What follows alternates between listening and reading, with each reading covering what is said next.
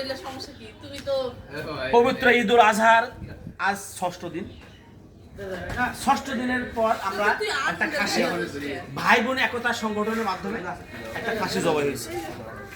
আমরা এইটা আজকে ঈদের মতো একটা পিঠুলির আয়োজন করব খাসি দিয়ে। আপনারা সবাই আমাদের দাওয়াত গ্রহণ করবেন, আপনারা আসবেন ইনশাল্লাহ। সবাই আমরা একসাথে এটা ভাগ বন্টন করে আমরা একসাথে মিলে এখানে আনুষ্ঠানিকভাবে আমরা এখানে খাবো।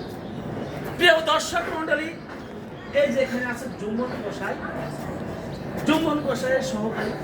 এই চামড়াটা, এই যে দেখেন চামড়াটা, এই যে কষাই দেখতেছেন, উনি একটা টানে একদম কলা পর্যন্ত নিয়ে গেছে। এখন আমাদের চলছে এখানে নাইম মন্ডল খোকসার গাছের থেকে ডাল নিয়ে যাচ্ছে। এই যে খাসির পশমগুলো মাংসের সাথে লেগে থাকে, এই পশমগুলো আমরা এখান থেকে ছাড়ব। এখন বলতে পারেন এই চামড়া, ছাগলের চামড়াটা কি করবেন? এখানে ছাগলের চামড়া নেওয়ার জন্য আমাদের একটা খাওয়ার পারদর্শী এই ছাগলের চামড়াকে অনেক পছন্দ করে, নাম হয়েছে দেখতে দেন লুবনা। অনেক শখ করে সে আছে, উনি বলতেছে আমাকে একটু চামড়াটা দিবেন, চামড়াটা আমার খুব পছন্দ। এইখানে এই ছাগলের চোনা, আমাদের এখানে একটা রুগী আছে, উনি বলতেছে হাসি জবাই করার পরে ছাগলের চোনায়, এই চোনাটা নাকি অনেক উপকারী, সে নাকি একটু এক গ্লাস খাবে রামবো।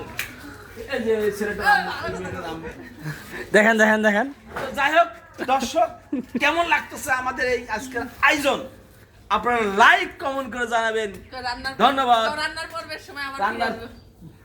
পর্বের সময় আবার ফিরে আসবো। তবে দর্শক আরেকটা কথা বাকি রইল, এটা রান্নার পূর্বে এবং রান্নার শেষে আপনাদেরকে আবার আমি তুলে ধরবো। ধন্যবাদ।